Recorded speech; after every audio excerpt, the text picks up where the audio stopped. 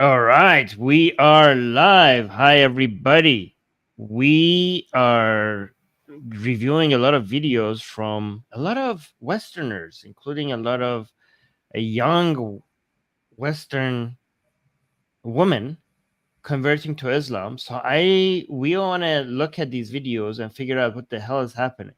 So, by the way, I'm here with Anna and Vikram. Hi, guys. Hello. So, Hey, Anna, Armin I already and had on Anna. my show before. Let me turn this off. Let me just turn this off. Okay. All right. Do you guys want to introduce yourself before we get started? So, Anna, you go first. Anna is frozen. Okay, there we go. Anna, you go first. Can you hear me? Yeah. All right, you go first. Can you introduce Yeah, yourself I before can we get hear you. started? Yes. Oh, there's a big delay. I'm just going to introduce you myself because there's a huge Well, delay. So, Anna, oh, you go ahead. I live in Israel and I was born here. Both of my parents, they came from the Soviet Union. And I'm an atheist. I'm half Jewish. Like my mother isn't Jewish, but my father is. And I study Middle Eastern studies in the university. So I really Yes. like learning about Islam and the history of different Muslim countries. Are you going to convert to Islam like all these women that I'm There going to is be like showing a today? huge delay. Oh, yeah, there's a huge delay. Vikram. Well, okay, so let me actually tell people I about will Anna. Maybe leave and maybe refresh maybe I will everything. try to connect again.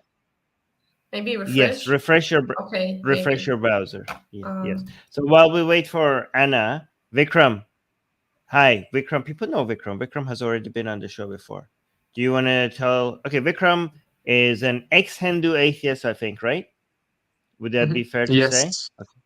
Okay. So we have an ex-Muslim atheist, which is me. We have Anna, who's an ex-Jewish atheist, and we have Vikram, who is an ex-Hindu atheist. If we had Susanna here, our set would be complete. We would have ex-Christian atheists. So ex-Muslim, ex-Jewish, ex-Hindu, and ex-Christian. We should do that. We should have a show with all four of us, ex-everything atheists, right? So, guys, by the way, I want to mention something about Anna. Anna is having internet issues, so let me just put her down. No, I'll just wait for her. Anna speaks 4 languages. Anna speaks English, Hebrew, Russian, and Persian. And now she's also learning. Oh, Anna's back. She's also learning Arabic. So, but Anna is having internet connection issues. But let me actually show you. Let me see who's in the live chat. Oh, Vikram is here. Last saw him in Destiny stream. Hello from India. Anna sounds like an Eastern Europe name. Well, Anna is a very common name. I don't know what you guys are talking about. Oh, there we go. Hey, Anna, can you hear us now? You're back. Ooh, major delay. Question for Anna. Razel is saying, what is it like being patrilineal Jew in Israel? Anna, can you hear us, or there's a major delay still? Yes, now I can hear you. Can you hear me? Yes, we can hear you. Do you want to answer this question from Raise? Okay. Oh, there's still a major delay. What is it like being a patrilineal Jew in Israel? Well, I don't feel very different from others. Whenever I'm outside, like no one knows usually that I'm not entirely Jewish. But when it comes to dating, it's a little bit complicated because most of the Jews, they want to marry someone who is Jewish on the maternal line, and it's complicated in this case. And I don't want to convert, of course, because I don't believe in Judaism. So I think it's just a waste of time, and like I don't think that it's worth it to convert just because a guy wants it. But isn't that a good thing? Wouldn't you basically be filtering out all those guys that care about such a? Yes, we can hear you, but there's a major delay. I think your internet connection is bad, so that's why. Yeah, like.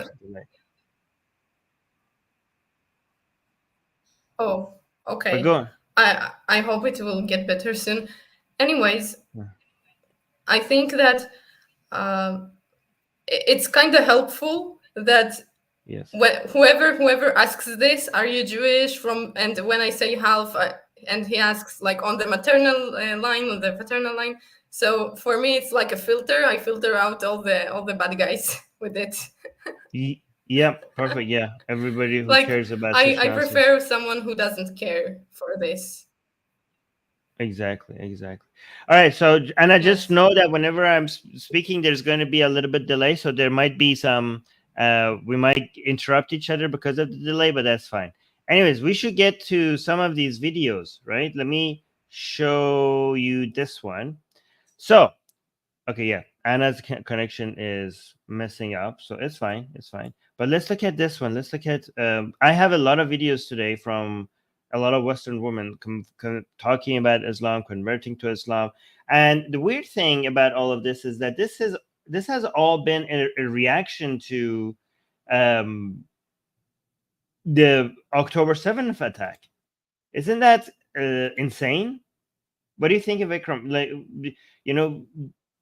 from all the events in the world, this being the result, this being the reason why people convert to Islam, kind of shows, I don't know why, why this event? Why would you think that we see a wave of young Westerners converting to Islam as a response to Hamas attacking Israel on October 7th? Like, it doesn't make sense. You would think that people would be grossed out by Islam. You would think that people would want to leave Islam after seeing an event like that. Like, we saw a mass exodus out of Islam after the rise of ISIS.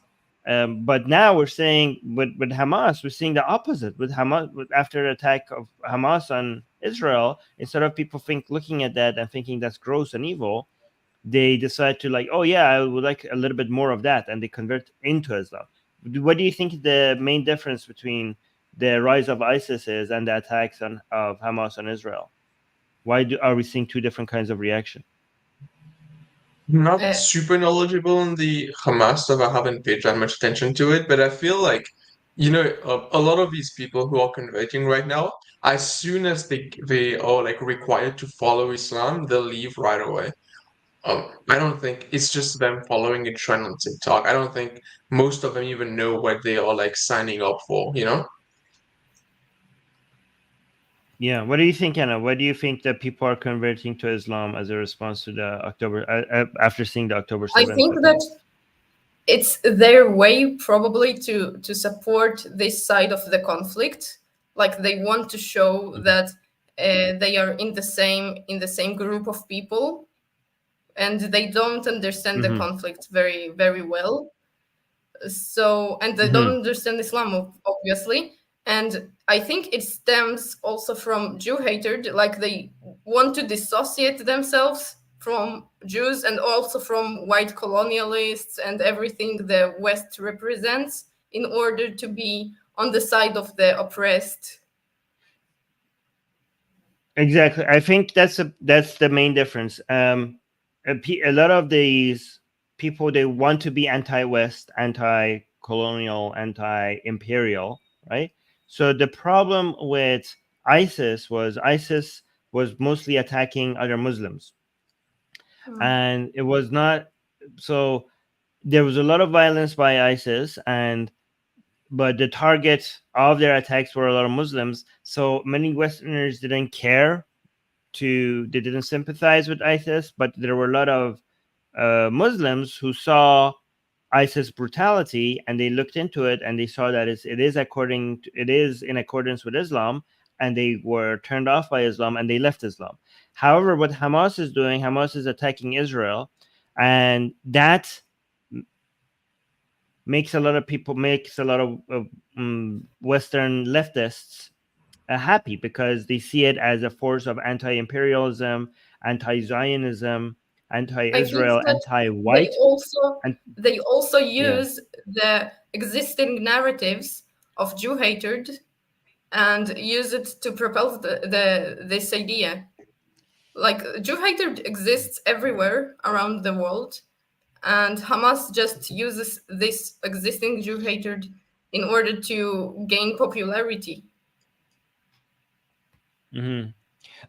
People are, so D and is agreeing with Vikram. They say, I think it's a fad. I disagree that this is a fad, but so Vikram agrees with D, because this is a fad that has lasted multiple decades. The idea of the anti-imperial, anti-colonial, anti-Western, anti-white part of left has always had a fascination with Islam, and because Islam is a much more destructive and effective force against, the Western ideas and Western institutions, and because leftists fail at being able to be organized and be able to uh, be a major political and military force against Western powers, and the Islamists are capable of doing exactly what their dreams. These are basically, when you see Hamas attacking Israel or Westerners, this is what a lot of these leftists dream of. But they are so bad at moderating and organizing that they will never have the capability to do such a thing. So they want to see their dreams. They when they see Islamists do their work for them, they just get behind them, because they themselves will never be able to be such a major force against Western powers. So they just endorse when they see the victory of Islamists, when they see them attacking Westerners. It's just basically their dreams coming true. So they just jump on that bandwagon. And that's why I think, like, this is good. This is not just a fact. It's not about Islamic rules and abiding by Islamic standards. It's just basically the brand of Islam. They're using that brand of Islam to for their own revolutionary fetish. They have a fetish against dismantling Western and basically what they consider white and imperial powers. And they see the brand that is doing that the most is Islamism, and they want to just jump on that. And they don't need to really follow Islamic rules, as long as they have the branding of it. That's all they need. Again, this is my analysis, but I don't know.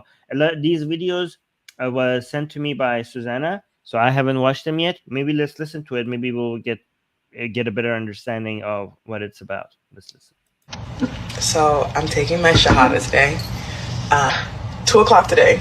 2 o'clock today. Oh my goodness. And of course, I will be filming it and showing you guys.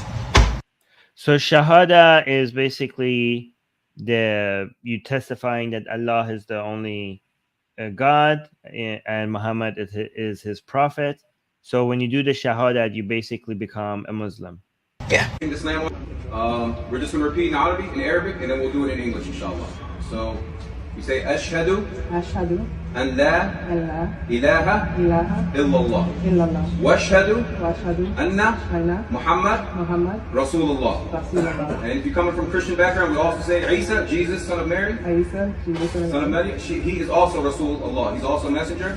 So what we have just said is that I testify that there is no God worthy of worship. No object worthy of worship. No deity worthy of worship. Except Allah alone. And that Prophet Muhammad ﷺ is the final prophet and messenger. And alhamdulillah, you have entered into Islam. This is the best moment of your life. May Allah increase you in knowledge. So it's interesting. So he added something to her testimony. She testified that Allah is the only God worthy of worship, and also that Muhammad is the prophet. So that's the shahadat. But because she comes from a Christian background, she also had to add that Jesus is also a prophet, a messenger of Allah, because not God himself, not the son of God himself. But now that's basically all you have to do to become a Muslim. By the way, guys, do you want to do the shahadat here on the show? Anybody wants to do the shahadat and become a Muslim here live on air on the show? Let me see if I'm getting. Okay, so this is what you say. Okay, you say Ashhadu anna la ilaha illallah wa ashhadu anna Muhammadar Rasulullah. So if I really meant that, that would make me a Muslim. But I didn't mean it, so it didn't work. So just saying it is not going to be good enough. You have to really mean it.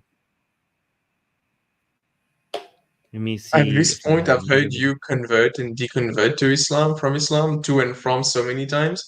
It's like you're an apostate no matter what you do, you know? Yeah, that's in and out, in and out. Yeah. All right, let me. Yeah, go ahead.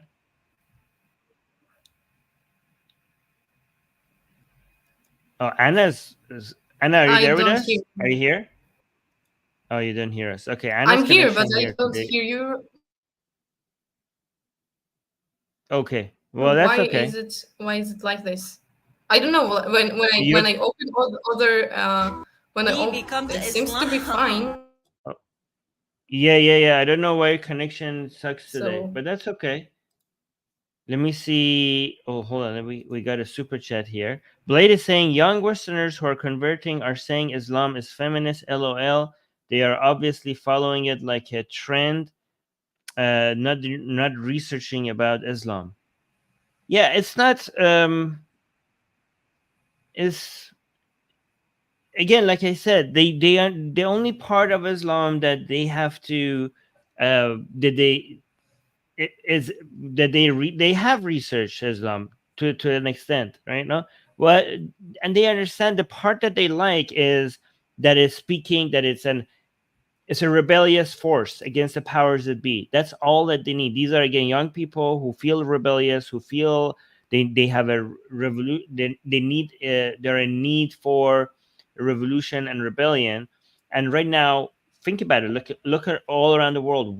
What ideology is providing that the most? It's Islam.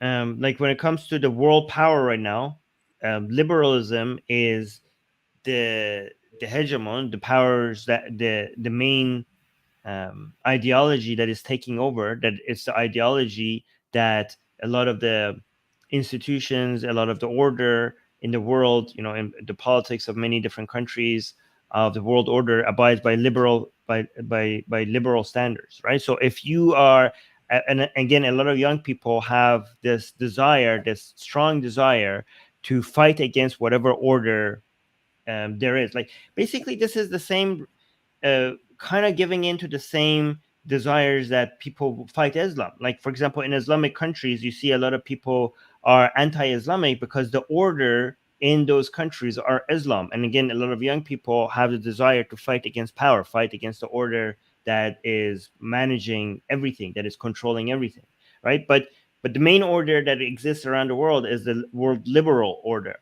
And if you look at all the brands and all the ideologies that are anti-liberalism, all the illiberal powers in the world, which one of them is the most successful at being a major cause to liberal order? It's Islam, right? So that's why I think that's the reason why you find the appeal in Islam.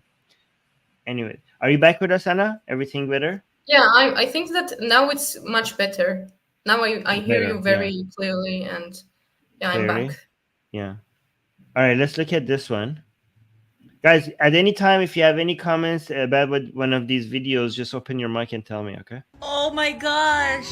The Quran is telling men to spend money on women. Yalla Habibi, come to Islam. It says here in Al-Nisa, number 34, men are protectors of women because God has made some of them excel others and because they spend their wealth on them. Yalla Habibi, come to Islam. It's so nice over here. And also, and give the women their dowries willingly, but if they of their own accord remit any part of it to you, you may make use of it. You have to pay women their dowry. Pay women, give them their money. This is so incredible. I have never heard of a religion that upholds women to such an amazing level and encouraging the men to protect them, to provide for them, to take care of them. Islam is at the top for women's rights and giving women a very high status in society. All right, what do you guys think I about think that? this is a troll. Like This is just someone trolling. every single sentence she says, I was just completely shocked. Every single sentence. Like that Islam cares for women's rights, or that it's written for to the men to give money to the women. Well, technically you have to give the dowry, but for example, when your parents pass out, your brothers get twice as much as the inheritance than the woman. And it is said also that the man is the protector, but he's also the like he's the ruler in the house. So he can you can't really do anything without his permission, because he's the ruler of the house. Yeah, exactly. I mean, that's exactly in the verse. I'm going to mention the verse that she mentioned. But I mean, your Anna is a lot more knowledgeable on Islam than she is. But she's not a troll, Vikram. Not at all. She's pretty serious. She has an entire channel, TikTok and Instagram, dedicated to teaching people about Islam. She's pretty serious about this. She's becoming famous as well. If you were to ask me, sorry, if you were to ask me, if someone wanted to make a massive troll on TikTok about Islam, what should they do? I'd say to do what she did.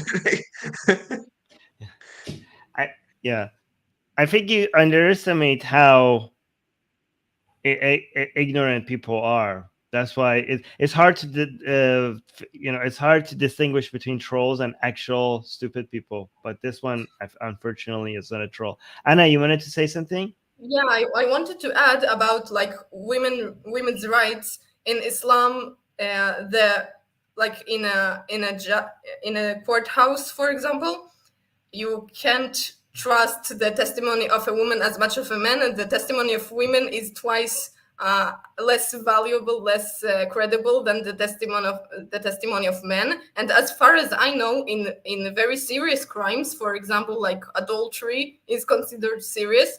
4 men have to testify, but it is impossible to bring 8 women, because hudud crimes are like, they need more credibility. I saw in some Shia sources that you can bring maybe 3 men and 2 women, which is also a stretch. But basically, in hudud crimes, women can't testimony, and that includes adultery, like RAPE, everything. Yes. And I mean, this is the very verse that she mentioned. Is a verse that tells you to beat women. Like, she didn't read the entire verse. Like, okay, let me bring her back up. Like, look at the Quran is. Look at this. Like, she didn't. Oh my gosh. The Quran is telling men to spend money on women. Yalla Habibi, come to Islam. It says here in Al-Nisa, number 34.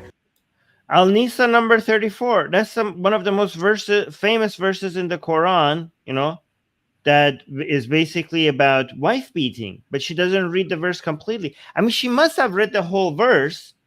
She wouldn't just read the first part of the verse and not read the rest of it. So she must have read the entire thing, but she's choosing to only mention the first part. So why is she not reading is she not reading the entire thing on purpose?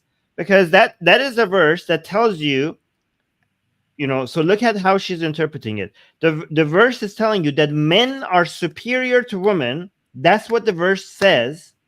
And then it says the reason why men are superior to women is because men spend they work and they make money and provide for women. So she's like, oh my God, this is so pro-woman. It's telling men to provide for women. Like, imagine that. Imagine a verse that is saying men are the protectors of women because men are superior. And the reason why men are superior is that they are the ones who provide. And she's like, oh, men should provide? Isn't that great? The Quranic verse is telling men to provide. And then it continues, the verse continues by saying, should I show this verse on the screen? Because a lot of people might not believe me. I that I'm saying think this. it's better if you show the surah, the verse. Like the entire surah is pretty much anti women. The entire surah you can find a lot of things that are Can I just say definitely one not thing? pro Sorry. women. I'll just go say ahead. one thing about this. I feel like if she really wants to make that point clear, she should be like, guys, Islam tells you to donate to women, to give your money to women. So here's a link to my OnlyFans. Go and subscribe and be good Muslims. So here's the, again, I'm not making this up. This is Nisa for 34, the one that she mentioned. I have like a couple of different translations. Let me actually let me get you the best translations just to make sure that I'm not making stuff up, right? So Abdul Halim is good, Pictal is good, and Sahih International. These are the main ones that people go to, right? So let's look at all the translations. Men are in charge of women, right? Husbands should take care of their wives. Okay, men are in charge of women. So these are the translations. Okay, and this one, Abdul Halim is saying men should take care of their wives, but so al-rijal, which is men, protectors, al-nisa. So men are protectors of women. Okay, so not some people translate it they're in charge of women. Some people are saying that they're the caretaker of women. But why? Because Allah has given one over the other, and they spend for maintenance from their wealth. Okay, so and this one says God has given some more than the other. So basically, it says men are the protectors of women because God has given one of us, which is the men, more than the other one. So we are basically better. Men are in charge of women because Allah has made one of them excel the other. So men excel women, right? So again, why is the reason? Why do men excel women? Because they spend from their wealth. So basically, we are the men are the providers. So she is focusing on this part that men are the providers, and she's like, "Oh my God, this is so pro women because God is telling men to spend on women." But like she doesn't focus on the part that is saying like, "Okay, but this is God is saying this to show you why men are better." Right? And then it continues. So righteous women are devotedly obedient, guarding in their husband's absence what Allah would have them guard. So basically tell them women to be obedient. And then it continues, but those wives from whom you fear arrogance.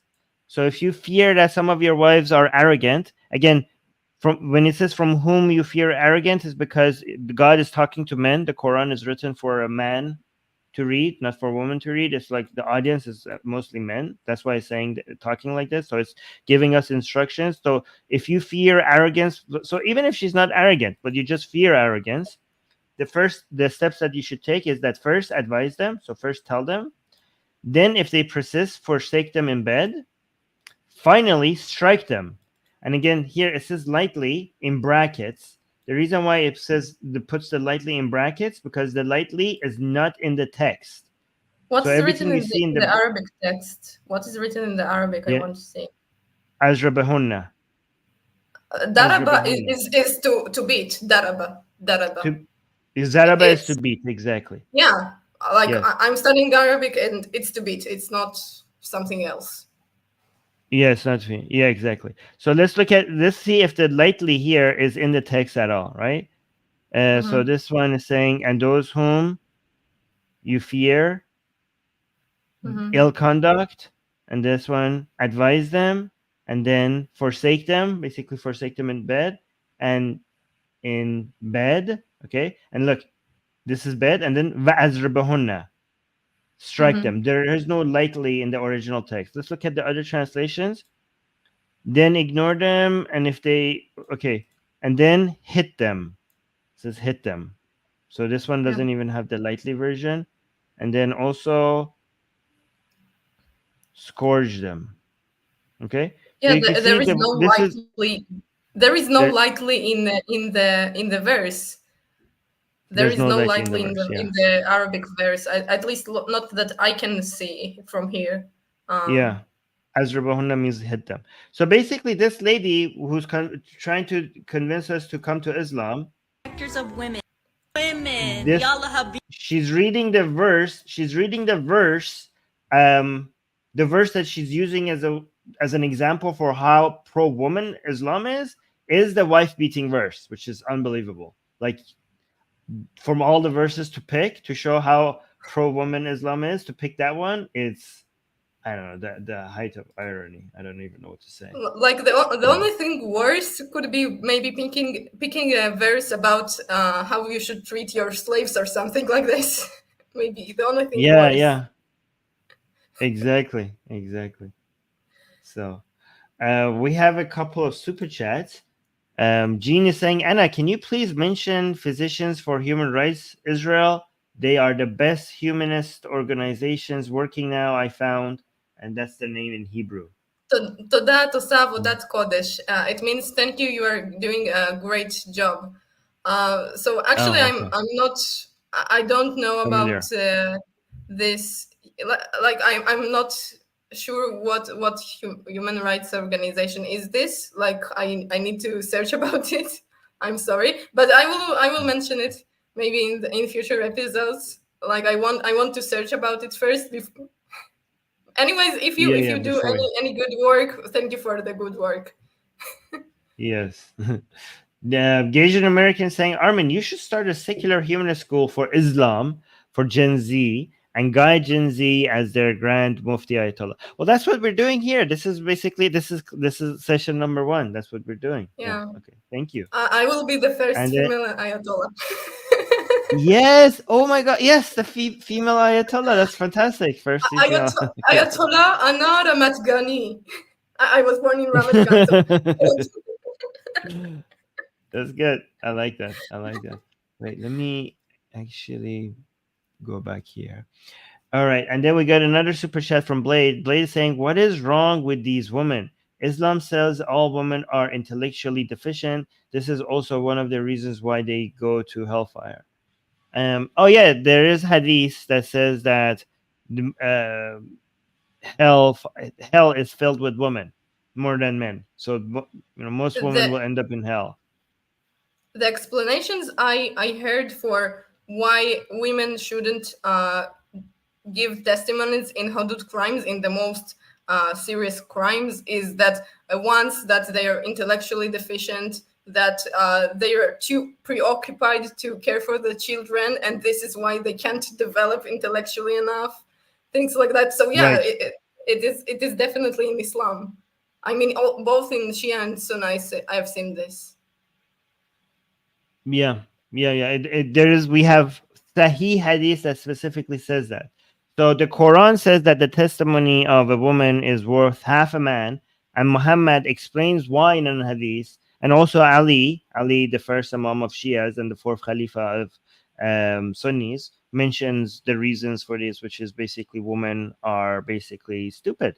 That's, again, that's not what I'm saying. That's what Muhammad says, right? Let me bring this one. Wow. By the way, Anna, you know a lot about Islam. How come you know so much about Islam? You study, you can you tell people why you know so much about Islam?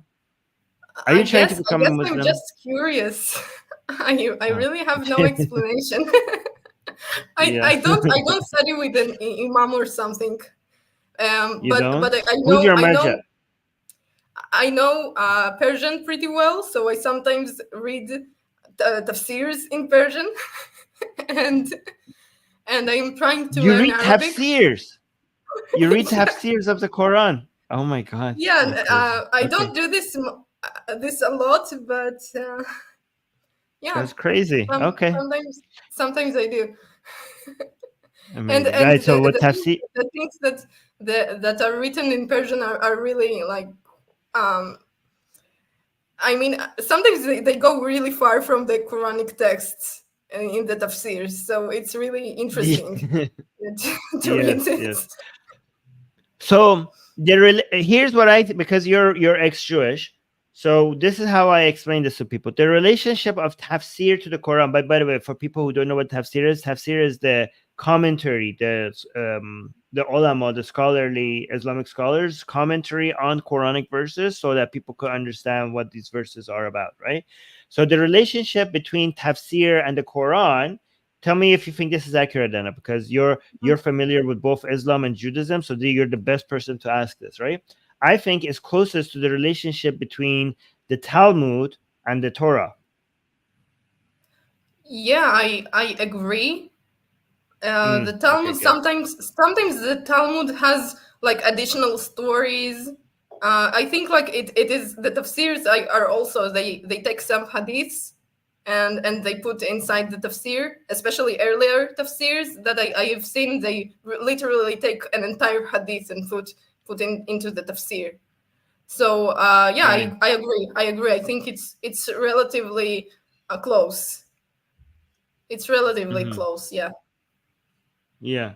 Oh, we got a super chat from Yusuf. Yusuf is saying, Anna, please help Indonesia with a faith issue. So, Anna, can you help Indonesia? I'm not so sure how. I don't speak Indonesian, sadly.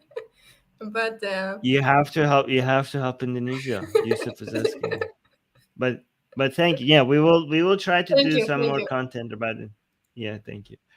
All right, let's see what this woman is saying. Okay, so I talk to new Muslims all the time, and probably the number one anxiety that I hear expressed from new Muslims, and the number one anxiety I had as a new Muslim, is going to the masjid. It's very similar to being the new. So she's a new Muslim. She's a white woman who converted to Islam. She's talking about the number one anxiety of new Muslims is going to the masjid. And masjid, guys, is the mosque. So she's like, I didn't know that's an anxiety for new Muslims. I would think that, I would have guessed that would be the opposite. I would think that as a new Muslim, the least anxious place to go to would be a mosque, because there are people there who believe in your religion, and as a new convert, they should be very welcoming there. They were like, oh my God, a white woman converting to Islam. They worship you there. They will do shirk there.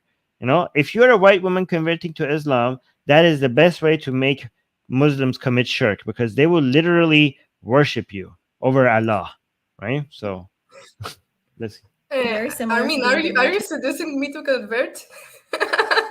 Yeah, why, you like to be worshipped? No, it's say white women converting to Islam. So.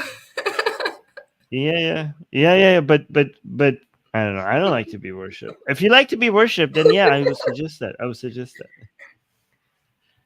Yeah, let's continue. At school, nobody knows you. You feel like you're not fitting in. You feel like you're just kind of the odd man out. And on top of that, a lot of times masjids in non-Muslim countries are treated as cultural centers. So everyone might be from the same culture, and you're coming in someone completely different, and people just kind of stare at you sometimes and treat you like you don't belong there. And we already have imposter syndrome. We already feel like we don't belong there because we're nervous, we're vulnerable, we don't know what we're doing, we don't know if we pray right, we don't know if we're going in the right entrance. We're having all of these thoughts, and then sometimes people actively treat us like we don't belong there on top of that. And when that happens, that person who feels rejected by the community doesn't come back to the masjid. And one day they might leave Islam because they don't have anyone holding them accountable or supporting them, and they don't feel like they belong anyways. I know you might say, well, why don't they just talk?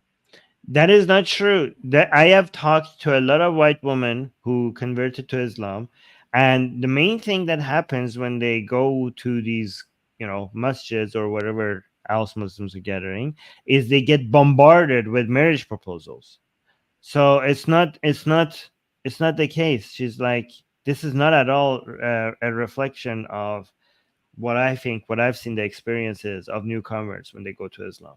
From my experience, from my experience, of course, I didn't convert to Islam, but whenever an Arab learns that I can say something in Arabic or read even the smallest verse from the Quran, he's like, "Wow, you can read the Quran! Oh my God!" They get really excited.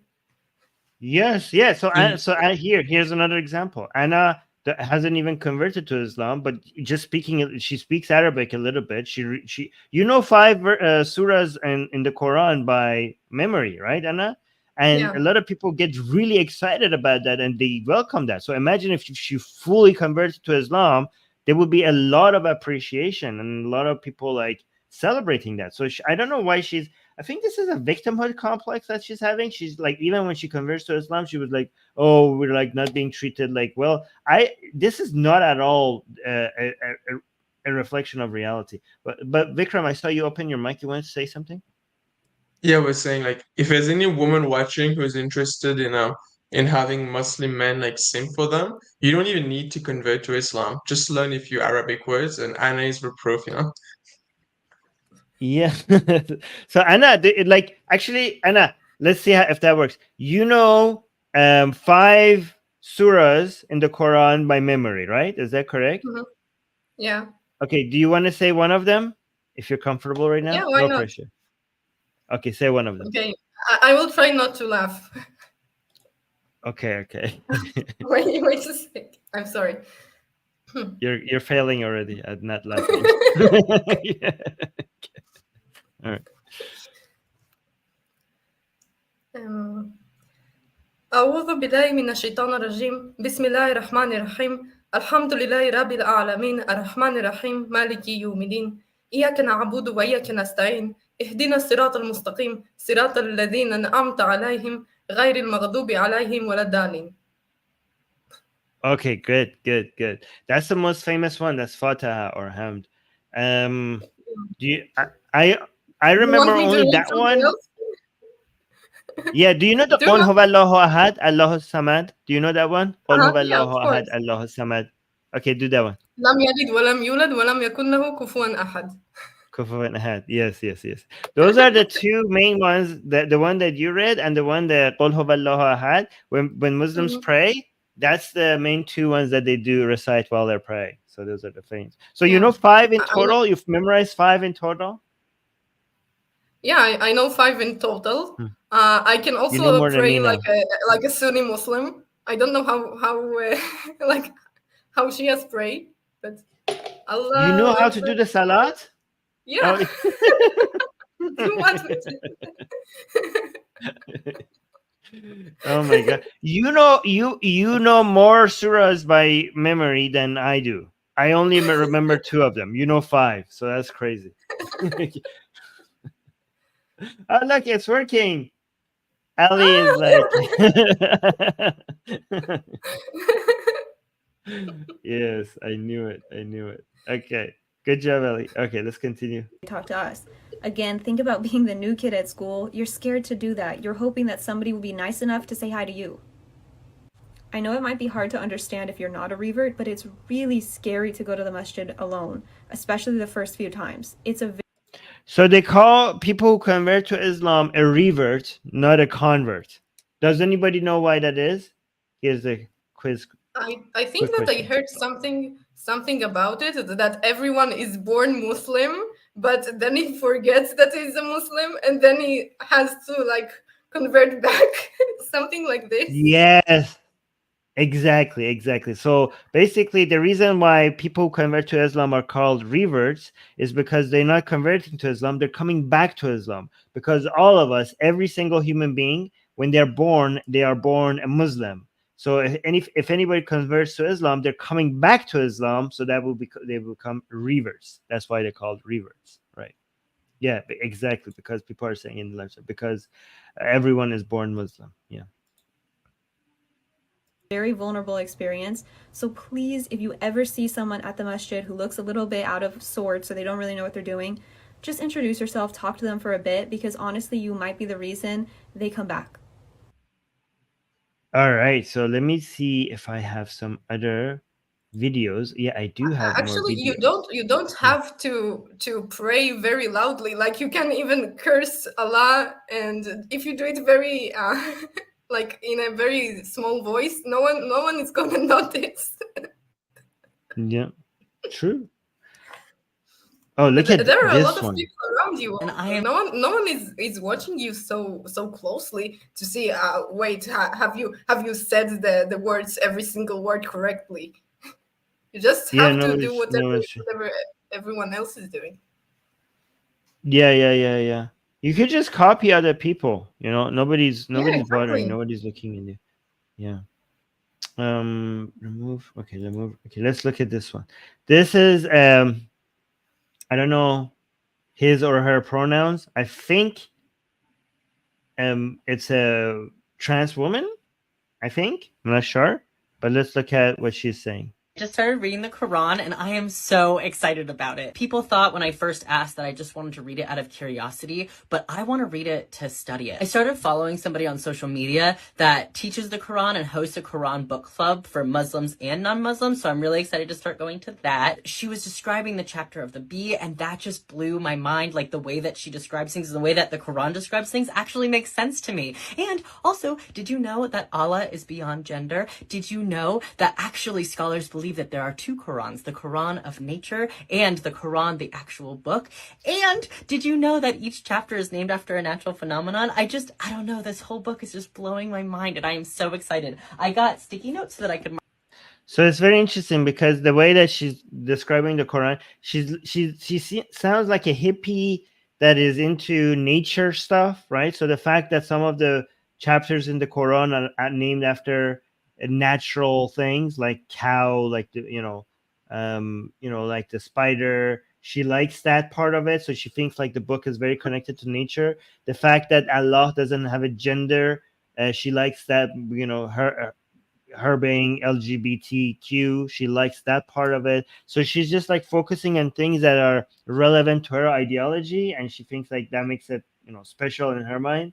This whole book is just blowing my mind and I am so excited. I got sticky notes so that I could mark out things that I was drawn to. And I'm not even through the first chapter and I already have a bunch of sticky notes. I'm definitely going to have to buy more tabs. I'm honestly having a whole revolution with myself where the way that I describe the universe and the things that I believe in are actually described in the Quran of believing in Allah. And I've never thought that I believed in God before. And now I'm really having a revolution of self of, I think I actually believe in God. If you've been curious, I really recommend it. There are a lot of people who are converting. There's a lot of people who are reading it. I'm not saying I'm going to convert. I'm not saying that I wouldn't. And I don't know. I know that this is exactly what I need right now. I just wanted to say thank you and just point out how excited I am. Yeah. There's a lot of these guys. By the way, there's a wave of these videos all over social media. And it's all happening after Hamas's attack on Israel. So it's again very, very bizarre to me that we're seeing a wave of converts to Islam as a response of the greatest mass genocide of Jewish people, genocidal attack on Jewish people since World War II. So, yeah, amazing response. Fantastic. I don't really understand her points of view. Like, even if the Quran is the best book ever and teaches only about peace and such things, but does she know what Muslim countries do to LGBTQ people? It doesn't take a lot of common sense to understand that probably if every single Muslim country isn't treating LGBTQ people well, maybe there is something in Islam causing it. Of course, it might be also cultural because they are of culture, but I think that Islam is a big part of it. She might say that this is not in the Quran. She might say like those are just evil governments. For example, in the Quran, like maybe I can find it. It should be like Surah 24, maybe, that you can only have a relationship with the women you married to. I think it's Surah 24. No? If you find it. Surah what verse? Yeah, actually, at the beginning of this TikTok, I thought she was just saying like, oh, she really likes this mythology behind the Quran, like the stories and stuff. So I thought like, okay, whatever, like you can like whatever stories you want. But then at the end, when she started adding the like considering converting and how now she believes in God, it's like, okay, no. So like, I don't know, this has to be like peak comedy to see like a trans woman who's like super woke converting to Islam. Like, I'm sure like some conservative Christian could make like a viral comedy skit about that, you know? Yeah. Anna, did you find the verse of the surah that you mentioned? I should look into it. Anyways, it should Okay, be no worries. in the 24th surah, I think. Mm-hmm. I'm pretty sure. Okay. Wow. Okay. Yeah, Anna is like, if you keep going like this, Anna is just going to be dropping verses. Like, yeah. Like, you're like, brother, if you read chapter 24, verse 2, no, I'm not going to do that. Except I'm not going to. Verse 2 about the Um, fornicators? yeah. No. Okay. Wait, did you find it? Oh yeah, I think it's verse 2. If it's for female and male.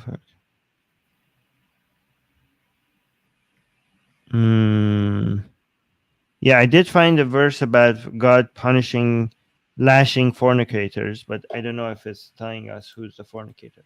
But anyways, let's go to the next video. I have a couple more I want to share. Let me see. Yeah, let's go through it. Anyways, yeah. I'm sure that we will eventually find the verse. We will find it. Okay. Let me look at this one. Hold on. Realistic evening. Hey everyone, here is a realistic evening in my life as a Muslim revert. So after I put on some comfortable clothes, I mean, I don't know. Do you understand? We're seeing first of all, you're not covering your hair, but like your shirt, I'm seeing your hands. I'm seeing the shape of your body and everything. This is very un-Islamic. Very like you. Right now, I'm dressed more Islamic than her. Like. Yeah. I have long sleeves and pretty baggy shirt. Like my shirt is pretty baggy here, so it's pretty loose. Yeah. So I'm dressed in a more Islamic way. Yes, at least I can't see the shape of your body. I can see hers. So this is weird. I've never thought in my life. Yeah, go on. I was gonna say, like, this video is giving Armin sinful thoughts, so it's very un-Islamic. Yes, exactly. But I never thought ever that I would see somebody posting a video of a woman without a hijab and these clothes and saying, "Here's my routine as a Muslim revert." Like, this is like not something I've ever imagined I would she be shows covering. herself before. Maybe she shows herself before she converted. No. Yeah. Oh wait, I forgot to read. Yeah, maybe this is before and after. No, this is the entirety of her. I forgot to read some super chats, by the way. Let me actually read this and then we'll go to the video. Reincarnation Entertainment is saying, guys, please consider donating to Atheist Republic. They are the best atheists out there. Okay, well, thank you. I mean, I wouldn't describe us like that, but thank you. I appreciate that. And then we get another super chat from Alex. Alex is saying, white women have the greatest social currency. I don't know how you measure social currency, but okay. I don't know. Do you agree with that, Anna? Do you have the highest social currency? I don't really know. I mean, how can I know this? But among the Muslims, if I convert, I would definitely have the highest. Yes, I agree. The highest value. Yes. I think Alex is saying that, like, if you go to a lot of like third world countries, not even third world, like in countries where like white people are not the majority, or like there's like it's like dudes really have a thing for like white women. I think that's what he's referring to. Yes, probably. Okay. But I don't know if they have the highest social currency, because social currency comes with a lot of political power. Like, so they have some advantages in some places, but they have disadvantages in other social situations. Like, I don't know, political power, for example. But yeah, let's see what she's saying, this newcomer. Hey everyone, here is a realistic evening in my life as a Muslim revert. So after I put on some comfortable clothes, I usually start by making dinner. My husband is from India, and thankfully I love Indian food and I absolutely love to cook. So tonight I made ande ka salan, which is like egg curry with a little bit of potato in it. It's like one of my favorite dishes and it turned out really well, so it was so good. I'm so happy. After dinner, I prayed salah and I've started writing down the English translation on a piece of paper. I've been praying for years, so like I already know the recitations and everything, but I feel like when I feel disconnected from my prayer, I'll write down what it means in English so I can like reconnect with what I'm saying, because I feel like if I'm just like reciting in Arabic and I don't really know what I'm saying, it kind of defeats the purpose. So yeah, if you're someone who's trying to like learn how to pray or trying to like reconnect with your prayer, that helps a lot. And I've also noticed like whenever I'm on the prayer mat, my cats are like all over me. They're like, they never leave me alone while I'm praying. Then I put away some laundry and got in the shower and did my skincare routine. Another thing that I've started doing is a gratitude journal before bed, like just to like write down all the things throughout the day that I'm really thankful for and all the blessings that Allah has given me in my life. And yeah, that is my very simple night routine. See you guys. Bye. What do you think about that? I mean, it's upsetting, right? Because she's just she don't really explain why she converted or whatever. Like, and writing a gratitude journal is not a Muslim thing. It's just like, it's just a thing. I don't know. Yeah. Well, guys, on. the video was cut for me when she prepared food for her husband. So if you can just describe maybe very briefly. I will play it for you again. It's a short video. I will play it for you again. Watch it. Okay. Hey everyone, here is a realistic evening in my life as a Muslim revert. So after I put on some comfortable clothes, I usually start by making dinner. My husband is from India and thankfully I love Indian food and I absolutely love to cook. So tonight I made ande ka salan, which is like egg curry with a little bit of potato in it. It's like one of my favorite dishes and it turned out really well, so it was so good. I'm so happy. After dinner, I prayed salah and I've started writing down the English translation on a piece of paper.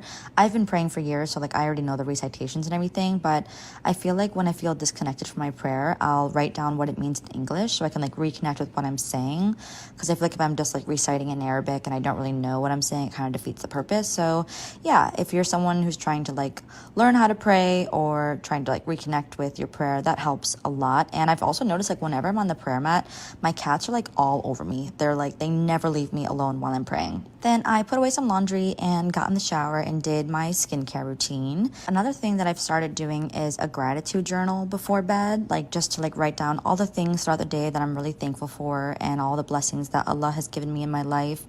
And yeah, that is my very simple night routine. See you guys. Bye. All right. What do you think, Anna? Well, a lot of Muslim women don't wear hijab at home, but if you are going to do a video, it's probably a good idea to wear a hijab. Like you are showing yourself not only to your husband, but also to a bunch of other people. So I'm pretty sure that not wearing a hijab on video is at least not advisable. I'm not sure what the Quranic ruling on this is. But anyways, also her cats on her mat. Isn't it like you should wash your hands before the salah, and she's touching her cats? Is it permissible? Yeah, it's completely permissible. It's cats. It's not a dog. Oh, so a dog ruins it, and cats are still okay.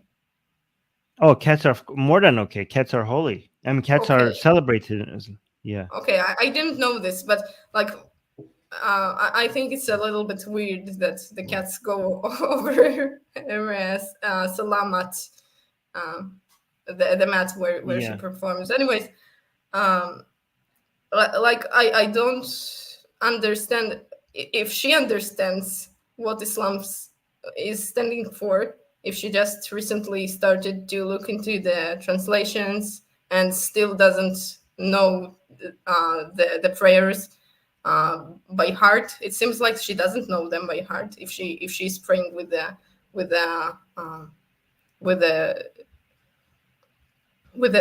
paper, I don't know. Yeah. So here are the things I got from it, right? So let me see. Somebody in the live chat mentioned this, and I want to respond to it. So Nick is saying her comments seems more about rituals than belief. I don't agree with that, because there are two things that I saw in the video that shows to me that this is very much about beliefs.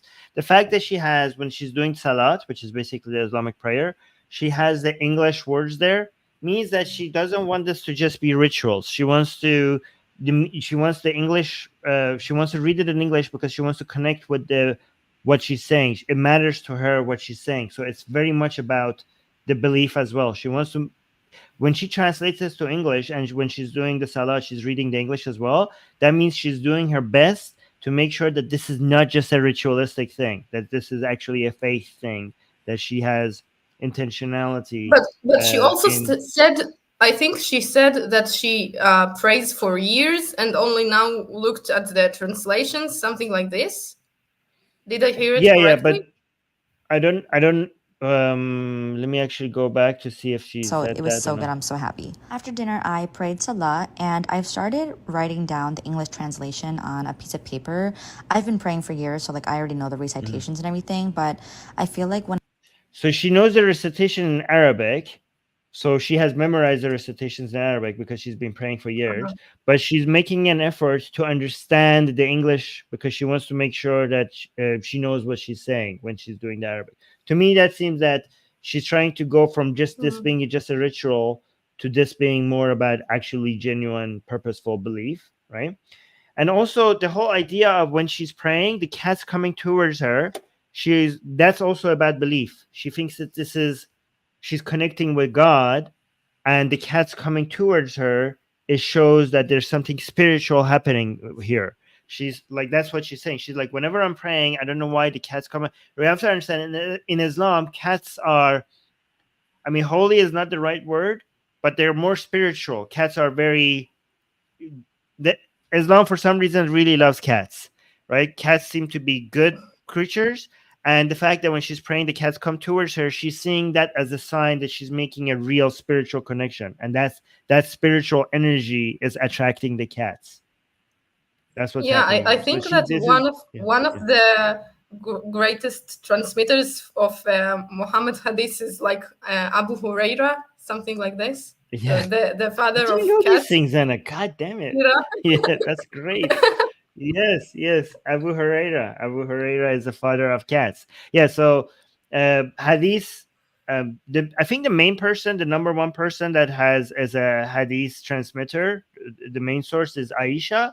But after Aisha, it's Abu Huraira. Abu Huraira is the second person that is the number two transmitters of hadith in Islam. And Abu Huraira just literally means the father of cats. Yeah, or like I prefer to call him Cat Daddy. I prefer that. So I think that's a more cooler name for him. Another thing is that I noticed about this video was at the very beginning, because she's talking about her rituals, her days as a Muslim, and she talks about food. Look at this, like at the beginning. Hey everyone, here is a realistic evening in my life as a Muslim revert. So after I put on some comfortable clothes, I usually start by making dinner. My husband is from India, and thankfully I love Indian food and I absolutely love to cook. So tonight I made ande ka salan, which is like egg curry with a little bit of potato. So here's the thing. The fact that she's talking about the food in a video about her day as a Muslim, to me suggests that,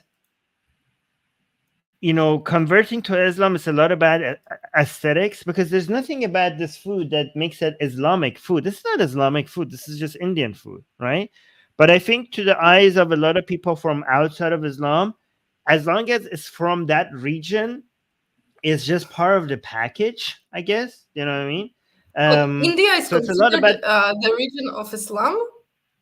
I'm not so sure that Indian food is... I know, exactly. It doesn't really it doesn't make any sense. It's not relevant to Islam. I mean, this is India we're talking. It's not even like Pakistan or Saudi Arabia. But I mean, even if this was like, for example, Iranian food, that would not make it Islamic food. Even if it was Saudi Arabian food, okay, that would not mean it's Islamic food. But again, it doesn't really matter. If you would say, I prepared the meat and I checked if it's halal and if it was like exactly, you know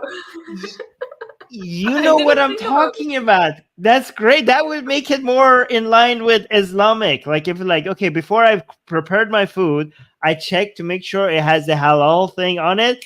And you're genius. Exactly. That's what that would mean. That would make it relevant to you being a Muslim, not you showing us Indian food. But again, I think this is a very surface level understanding of what's Islamic just because it's India. Like you're showing the naan, you're showing how you're eating it, and I think that just makes it Islamic in their mind. Yeah. We got 2 super stickers, a super sticker and a super chat. Secular Sakai just gave us a super sticker. Thank you so much, Secular Sakai. And Djan, Djan also gave us a super chat. Thank you guys. Very much appreciate you guys supporting the channel. All right, let's look at another video I have. I think a lot of people consider this to be torture. Am I torturing you guys? Is this okay? Oh, let me show you this video so that, because Vikram said that this is trolling, I just want to show you how serious all of this is, right? So so this is more in line with what happened in Israel, right? So a lot of these, again, this is not people saying that. I will show you more videos of people saying that they're Muslim or they're converting to Islam or blah, blah, blah. But I just wanted to show you how serious of a wave this is, right? This is in Oakland's congressional hearing regarding to condemning Hamas, and a whole bunch of people, young people, showed up to fight that, to basically show their opposition against that. And it includes a lot of Westerners who are not Muslim, or basically either not Muslim or basically wouldn't be considered Muslim by a lot of people. I just wanted to show you how serious of a wave, of an ideological wave, all of this nonsense is, and it's not just a troll on the internet. So let's listen to this. Beheadings of babies and rapings. Israel murdered their own people on October 7th, calling Hamas a terrorist. So, by the way, this is the conspiracy theory that a lot of people are having, that it was Israel on October 7th. It was Israel that murdered their own people. It wasn't Hamas. It was Israeli helicopters just coming out in the festival and shooting their own people. So that's a conspiracy theory that a lot of people are spreading around the internet, which is insane. But again, it's insane, YouTube. We're not sharing that. We don't believe in that conspiracy theory. We're just showing you how insane some people are. So listen to her again. Beheadings of babies and rapings. Israel murdered their own people on October 7th. Calling Hamas a terrorist organization is ridiculous, racist, and plays into genocidal propaganda that is flooding our media and that we should be doing everything possible to combat. I support the right of Palestinians to resist occupation, including through Hamas, the armed wing of the unified Palestinian resistance. As an Arab, asking with this context to condemn Hamas is very anti-Arab racist. The notion that this was a massacre of Jews is a fabricated narrative. Many of those killed on October 7th, Thank you, ma'am. Your time is up. Including children, were killed by the IDF. An amendment condemning Hamas is bald propaganda meant to... Thank you. Your time is up. To hear them complain about Hamas violence is like listening to a wife beater complain when his wife finally stands up and fights back. Question. Did anyone else notice that those who oppose this resolution are old white supremacists? There's been a lot of atrocity propaganda ranging from claims of beheaded babies to mass rape. Hamas is not a terrorist organization just because the U.S. and Israel deems it so. Hamas is a resistance organization that is fighting for the liberation of Palestinian people and their land. Yeah, so what do you think about that? Like, about the last comment that Hamas isn't a terrorist organization just because Israel and the US condemn it. So, well, please look what Hamas did before the war with people it suspected were having any ties with Israel. It was murdering and torturing Gazians, and even in this war, they took several Muslims hostages. They kidnapped several Muslims. You don't only, like, you are not condemning them not only for the sake of all the crimes they did for the Jews. They also do crimes against Arabs and Muslims. So basically, you are just you are ignoring the facts. It doesn't take a lot of common sense to look at the pictures, the videos, those who returned. Okay, there was Aisha Al-Ziadna who just returned from Gaza. She was kidnapped in Gaza, a Muslim girl named Aisha, like the most Islamic name probably, kidnapped in Gaza. She just returned. Please look at these stories of Muslims who suffered from Hamas.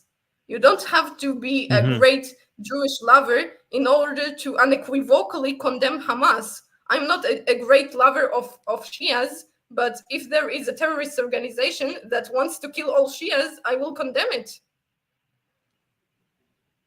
Yeah, perfect. Yeah, so we got a couple of super chats. I'm just going to read those really quick. All callers are saying, this girl, shake my head. We shouldn't be spending money on her. I don't know what you mean by that. She's for the streets? What is this comment? I don't understand it. Armin, I'm being ironic, obviously. Okay, I don't know what you mean, but I think if you're making fun, if you mean what I think you're meaning, I think that shouldn't be a joke. Even I don't know what you mean, but I don't like it. Okay. I'm but sorry, thank I you didn't for the super understand chat. that either. I don't understand it either. Understand Yeah. Razel is saying, if you dig deep enough into any conspiracy theory, it almost always come down to the Jews did it. Yeah, a lot of conspiracy theories basically come down to it was the Jews. Yeah, exactly. And also, Asian Americans saying, are cat and dog furries halal? Well, I'm going to ask Anna, because you're now the first female Ayatollah. Are cat and dog furries halal, according to Islam? What do you think? Are cat and dog meat, you mean? Like to eat them? Furry. No, furries. Do you know what furries are? I don't think she knows what a furry is. Oh, I don't know what a furry poor is. child. It's people who dress up as animals and have sexual stuff with each other. What?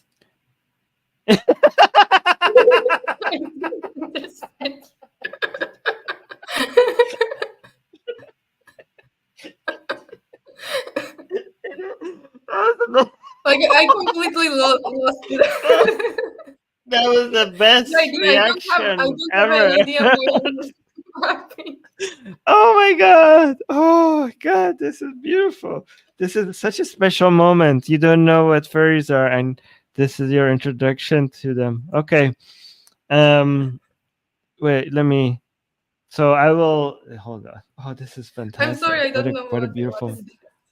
Oh yeah, no, don't be sorry. You should. We're sorry. We're sorry that we're introducing you to this. These are furries, right? So people who like to dress up like that. Oh, hold on. Oh. You have to wait. So it's like people in costumes?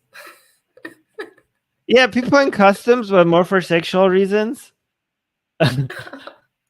So people who are turned on by stuff like this.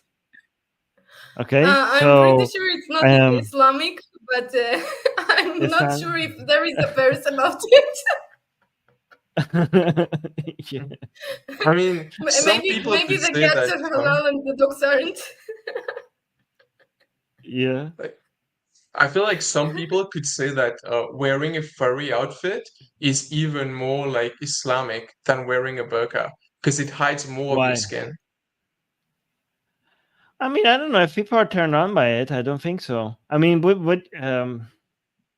yeah, I don't know. I don't think it's halal. I don't think it's halal. But hijab is to prevent men from getting turned on. So if you're turned on by this, it's probably not halal. Exactly. I don't know. Exactly. Anyways. I think exactly.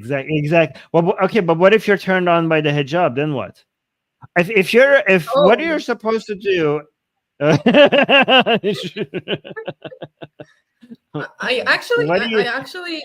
think that I heard from several Iranians that they are so used to women wearing hijabs that like your imagination starts to work overtime in the even exactly. when you see chadors and such clothing. Yes. So if you are a woman and there's a man that gets really turned on by the hijab, are you Islamically supposed to take off your hijab in front of him? That's an important question. So Gaijin American gave us another super chat saying, is the pseudo holiness of cats due to influence from Ishtar? Cats are her sacred. Oh yeah, so that's Egyptian goddess, right? Ishtar. Cats are her sacred animal, and oh no, the Bastet is the Egyptian goddess who's a cat. Yeah, no, it's not from Egyptian mythology. It's not from that. It's not relevant to that.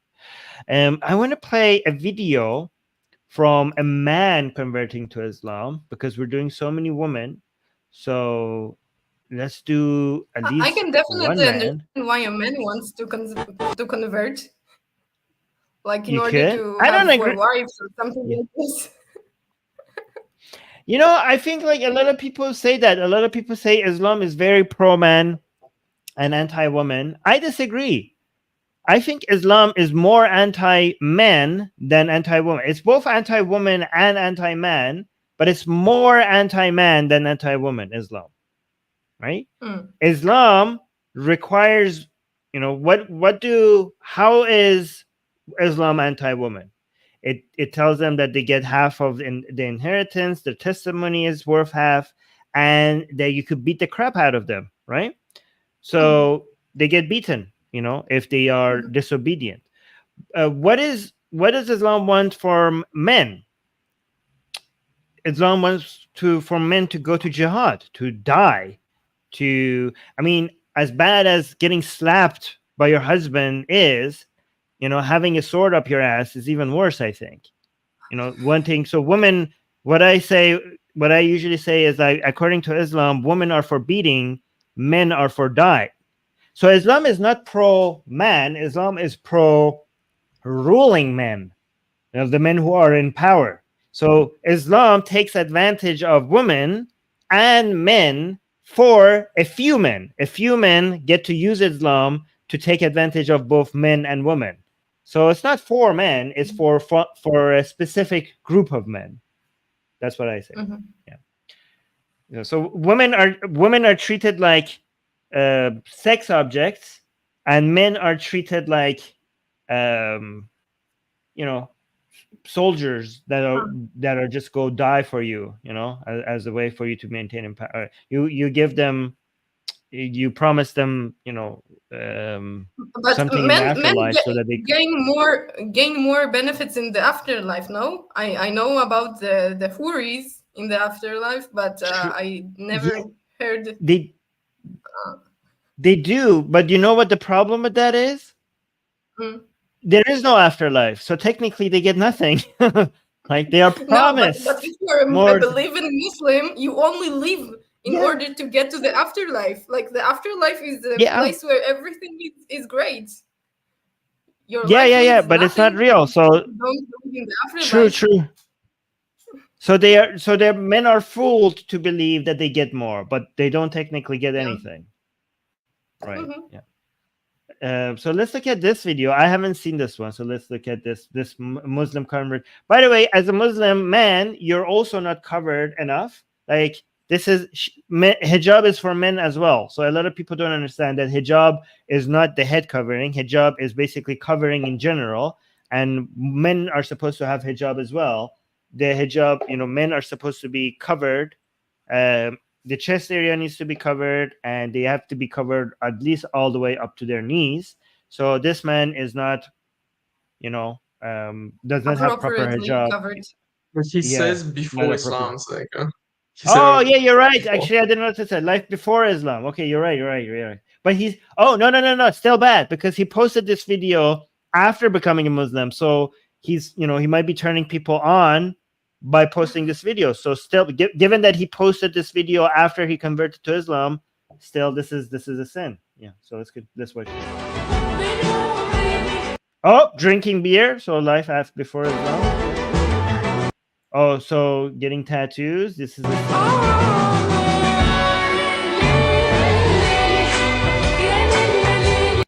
Oh, so he did his shahadat and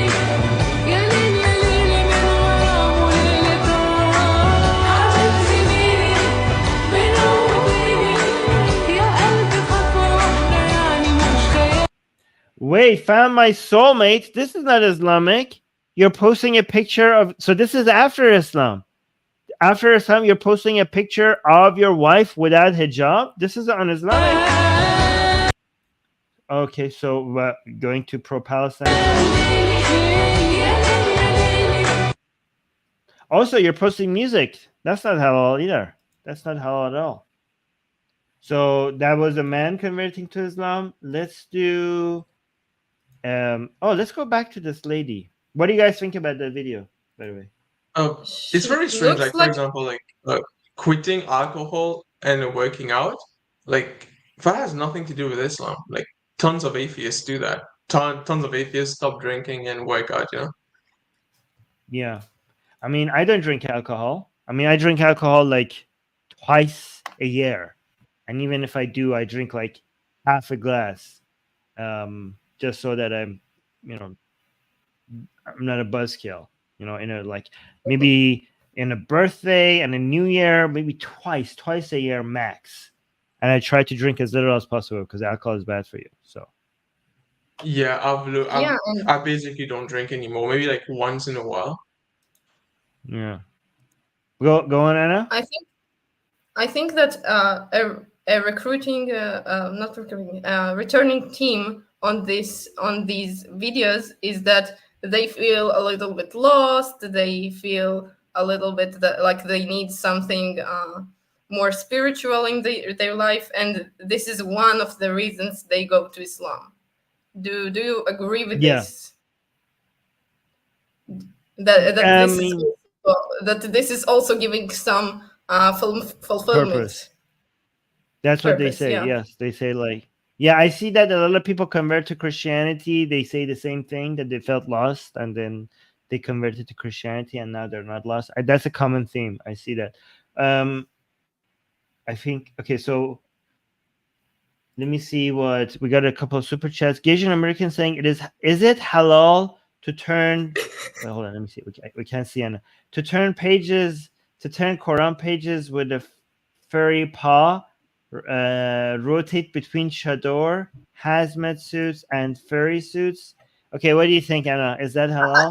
I don't know what you were aiming at. You shouldn't touch the Quranic text, no. And if the fairy paw makes you touch the Quranic text, it's probably not. Yes. I mean, based on my understanding of what fairies do in their private time, I would think that the fairy paws are filled with cum. And I don't think you're supposed to touch Quran pages with that. So don't do that. If you touch the Quranic pages, you're supposed to have wuzu on, and nothing najas is supposed to be touching Quranic pages. And I think, given that cum is najas in Islam, I don't think you should be touching the Quranic pages with that. Right? Again, I don't know if it is or not. I mean, I don't know if my understanding of what fairies do with those suits is accurate or not. So there's that. Troy is saying there is a Czech. Okay, so I don't need to read that. PRON producer that specifically produces hijab theme. PRON. It's called With Muslims, You're Welcome. So guys, if you're into that, Troy, I'll just introduce you guys to a whole, Bandcamp adult videos. Yeah, no, you're not into that? Okay.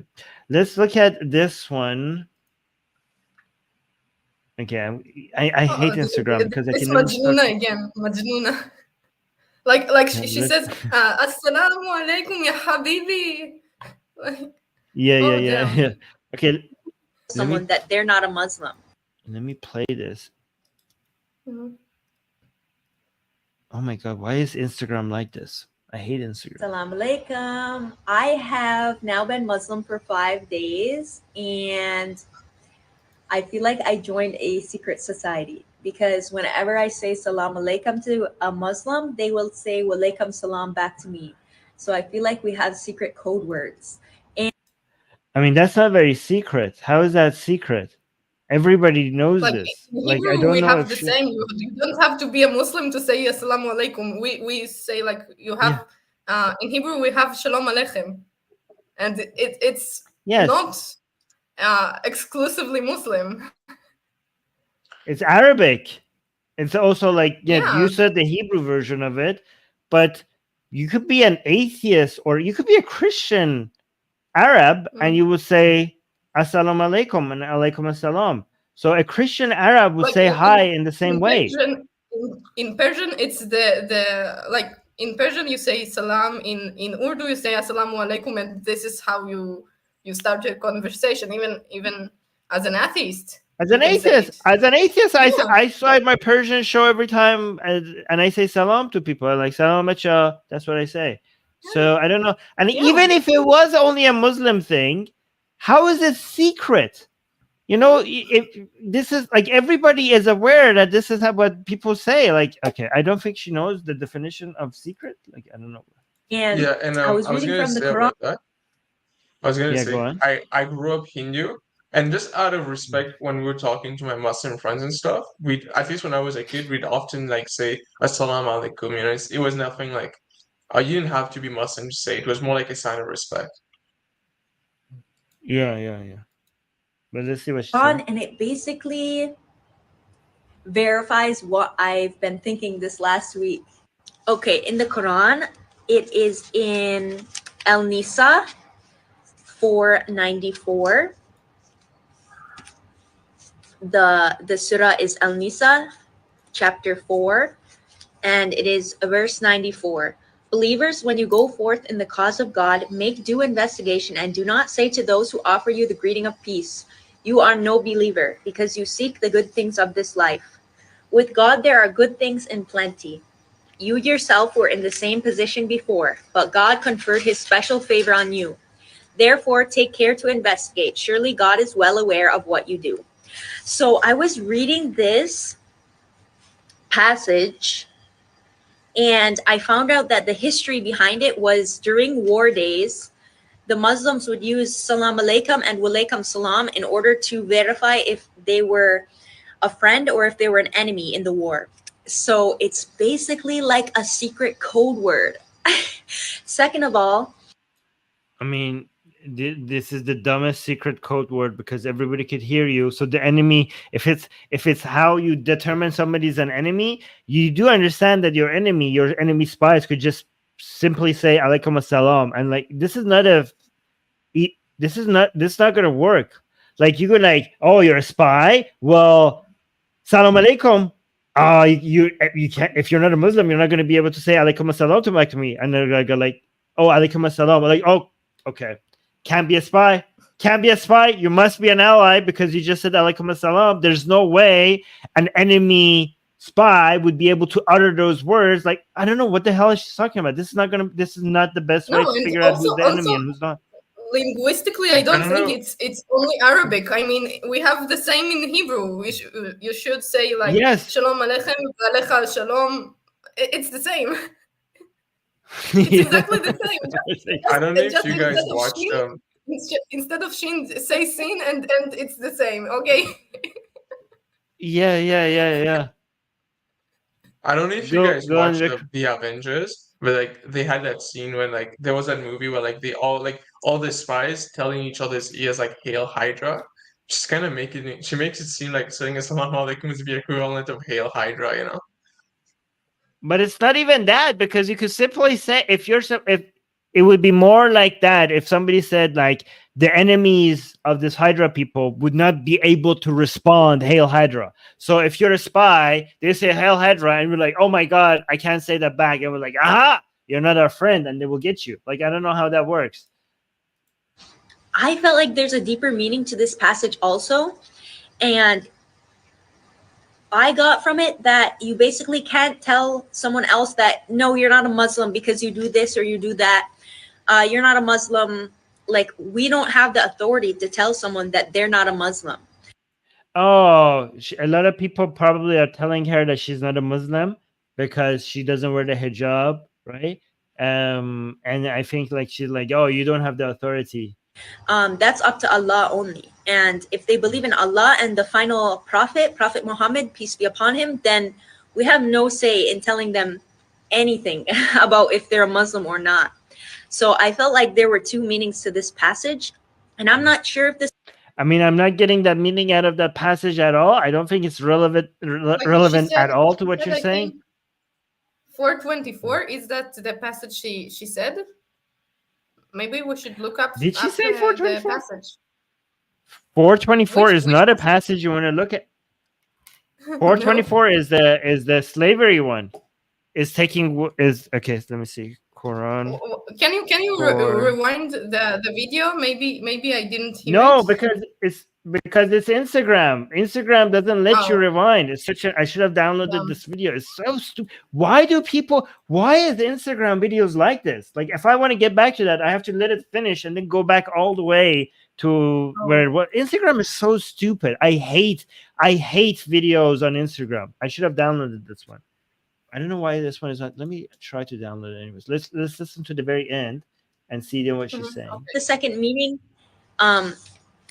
like anyone else caught that, but I felt like that Allah, he's saying that also. I feel that so many verses in the Quran are talking about so many different things at the same time. Like if you read the verse multiple times, you will get multiple different meanings. Subhanallah, subhanallah. Salam. Subhanallah. So let's see if she was talking about verse 24. I can be a better Muslim than her. I'm serious. You can? Yeah, probably you're right. But let's see if she gets to. Alaikum. I have now been Muslim for 5 days, and I feel like I joined a secret society because whenever I say salam alaikum to a Muslim, they will say walaikum salam back to me. So I feel like we have secret code words. And I was reading from the Quran, and it basically verifies what I've been thinking this last week. Okay, in the Quran, it is in Al-Nisa 494. Okay, 494, not 24. But I don't care. I'm gonna use 24 as an because Al-Nisa verse 24 is that verse that tells people. Let me see what translation that do I have. I'm just gonna go with this one. So this is the verse that tells you that you are allowed to rape slaves, sex slaves. So here, also forbidden are married women except female captives in your possession. Let me put this.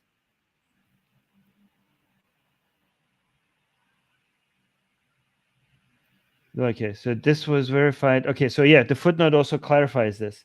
So basically, this is the following, the verse, this is chapter 4, verse 24. If you look at chapter 4, verse 23, basically the verse that comes out before this, is talking to you about the woman that you are not allowed to have sex with.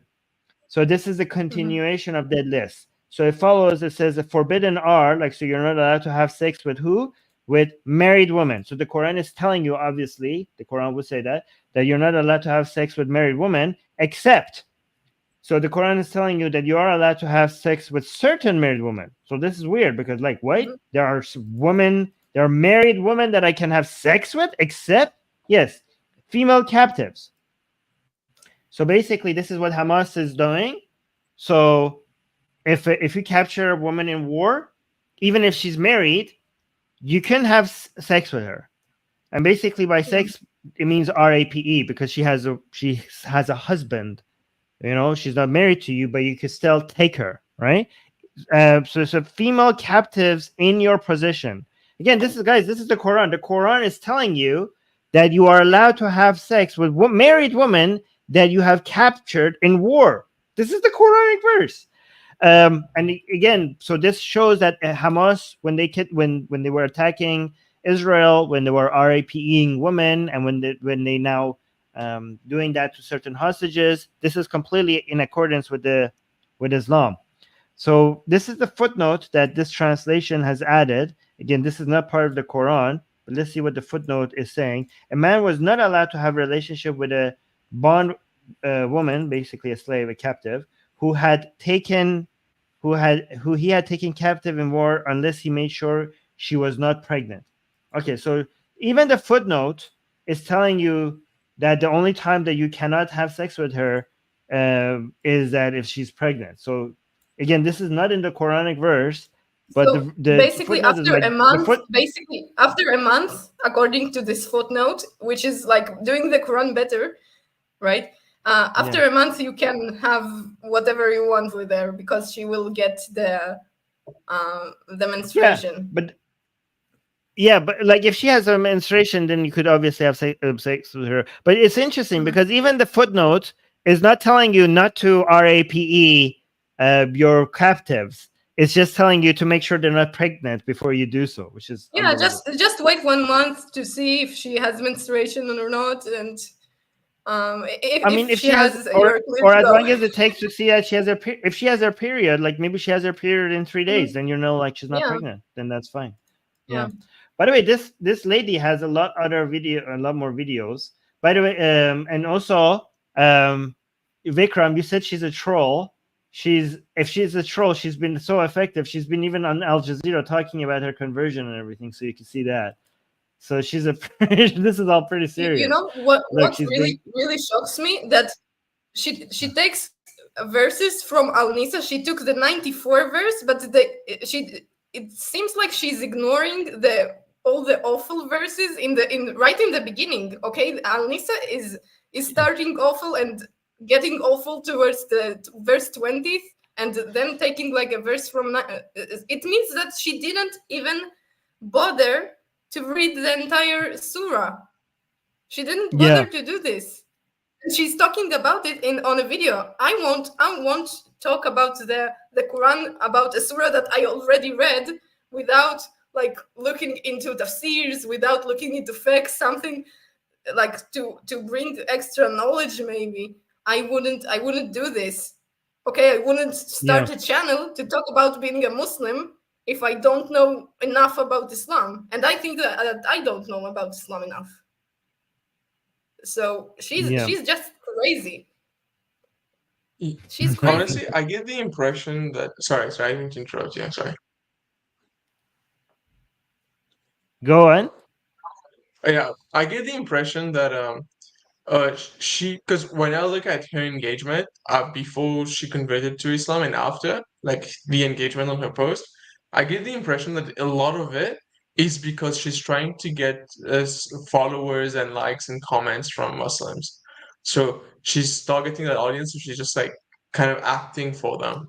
Because like she just like my Muslim friends back home would hate her.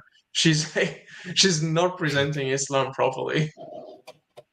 Well, I mean, you can never tell exactly the true intentions of people unless they tell you, right? So I don't know. I don't think it's. I don't think it's for us to guess why she's doing it. She's, we could just observe what we can observe. I don't know if you agree with this, but I think that most religious Muslims would be a little bit pissed off that this woman tries to represent them. I mean, I would probably be pissed off because she isn't wearing the hijab and she only talks about very few verses, and it seems like she doesn't understand them at all. I would be pretty pissed off. Well, I mean, like if I went, go on, you guys go. No, I was saying like she's just been Muslim for 5 days in one video, and she's already like starting to explain everything about Islam. It's like you're just new to this. There's a lot of stuff you don't know yet. Wait till you know, and then you talk about it. It's the Dunning-Kruger effect. I know this. Yeah. I just thought about it. It's the Dunning-Kruger effect. She just started, and she feels like she knows everything and can explain everything. And this is why she's doing these videos. Like, she thinks she knows enough about Islam to explain it to others. She actually thinks that she's knowledgeable about Islam. Yeah, but if I wanted to defend her, I would say like, no, listen, I'm not saying I am very knowledgeable. I'm just sharing you my experience. It might be flawed, but this is my experience, and I'm just sharing it. So that's why she might say in return.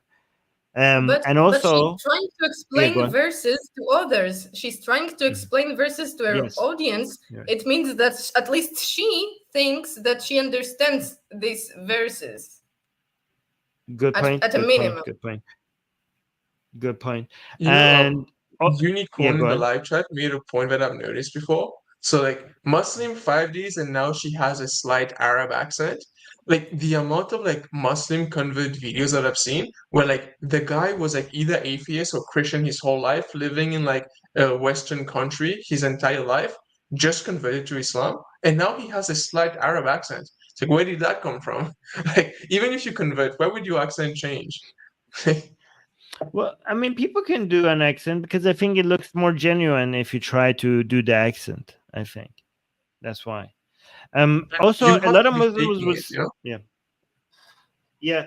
So, and again, I've seen some Muslims hate on people like this, but there are also plenty of Muslims who are saying, like, you know what, we shouldn't be picky if somebody is not being completely putting on the hijab or still sinning. Who are we to judge? This is just the beginning. You know, you don't have to follow all the rules to be a Muslim. You just have to believe to be a Muslim. Those could come later. Like some Muslims will say, like, if the conditions for Islam was for you to follow all the rules to be a Muslim, then they wouldn't tell you to do the shahadat and you're a Muslim. They will tell you to do the shahada and also follow all these rules. So who are we as a Muslim to tell you that you're not a Muslim because you're not following the rules, when Allah himself tells you that just doing the shahadat is enough for you to be a Muslim? So if you're a Muslim and telling them, like, oh, why don't you have the hijab on? Why are you drinking alcohol? Why are you doing this? Why are you doing that? So as a Muslim, I could say, oh, you're being more picky than Allah, because Allah didn't say that those are all conditions for being a Muslim. Allah said that you only need to do the shahada to be a Muslim. You know, you could learn all those things slowly and later. So why are Muslims being more picky than Allah? What about the praying that you're supposed to do 5 prayers a day, and it's in Arkan al-Islam? Like, yeah, can you be considered a Muslim if you don't know how to pray? Yes, that's my question. You could, because you could be a Muslim. You're a Muslim who's not doing everything he or she is supposed to do. You're a sinning Muslim. Yeah, I mean, you're a sinning Muslim. But Allah, you're a sinning Muslim. But again, Allah forgives sins. You know, you don't know if the sinning Muslim eventually will start praying and do tawbah for not sinning, for not praying before. So why are we, you know, if Allah forgives, why are we being like, oh, you're such a hypocrite? Allah is so easily. If Allah is all forgiving, if Allah is all forgiving, like, why all Muslims pray? You know, you can just ask for sorries from Allah if Allah is all forgiving all the time. No. But because you're tricky, because that's not truly believing. Because if you truly believe that this is the right way, because that's just you playing. If you are not praying because Allah forgives, then you don't really feel like you need forgiving. You're just playing a game, and Allah doesn't forgive that. Like, a person who asks forgiveness truly believes that they did something wrong, and that's why they want forgiveness. And a person who truly believes it's wrong not to pray, then they would actually pray.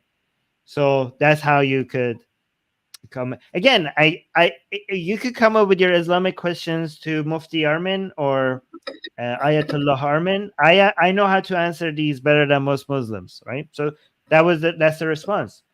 Again, if you say somebody is not a Muslim because they're sinning, technically you're takfiring them, and that's what Khawarij used to do, and that's not allowed Islamically, right? According to Islam. Anyways, so that's all that. I don't want to make this stream very long, but yeah. So guys, make sure you subscribe.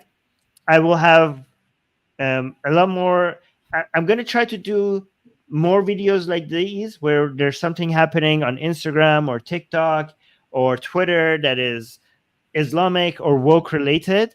So just so for a lot of people might not be up to date about what's happening in the world of Islam on social media, or in the world of, you know, the woke people on social media. And a lot of times these two worlds collide. So if they do collide, then we will definitely turn it into a stream, because that would be very interesting.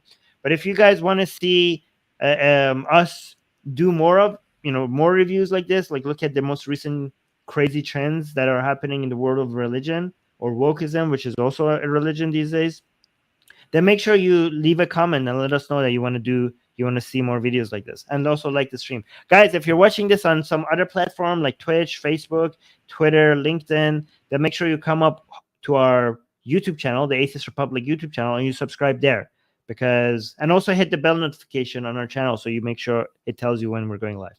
We're going to do, I don't know if you guys, Anna, if you're coming or not, but I'm going to do the same exact show again in a few hours on the Persian channel in Persian. Do you want to come over? Because Anna speaks Persian. Do you want to come? Yeah? Yeah, I would be very happy to come. I think it's a good idea. Okay, good. So we'll go do this in a couple. So let me see. In 1 hour. In 1 hour, we're going to do the same. We're going to go show the same videos on the Persian channel. Yeah. All right, Vikram, do you have any last words before we end the stream? Yeah, thank you very much for having me on. I think as I told you behind the scenes, recently on my YouTube channel, I've been going after religions a bit. I pissed off quite a lot of Christians and Hindus with some of my content, so I felt like now might as well add Muslims to the list, So yeah, thank you very much for having me on. I'd love if you guys watching could consider subscribing to my channel. It's Vix Life, VIKSLIFE. I would really appreciate it. I have a video where I talked to a stand-up comedian in India who went famous for joking about Hinduism and saying why he's an atheist now. So yeah, I would really appreciate if you could check it out. And thank you very much, Armin, for having me on. I really, really enjoyed this, and we should have another one in the future. Yes, guys, go subscribe to Vix Life. So he's doing more content on Hinduism, Islam, and Christianity, and he had done an interview recently with an ex-Hindu comedian, and a lot of people are pissed off. So make sure you go watch that Vix Life on YouTube. Anna, you want to say something? I see. No, I just wanted to thank the opportunity. It was a really nice discussion. Okay, cool. Yeah. All right, guys. So if you guys speak Persian, see you over on the Atheist Republic's Persian channel. Again, it's called Jamhuriye Bi Khodayan if you speak Persian. If not, we'll see you again on another show on this channel.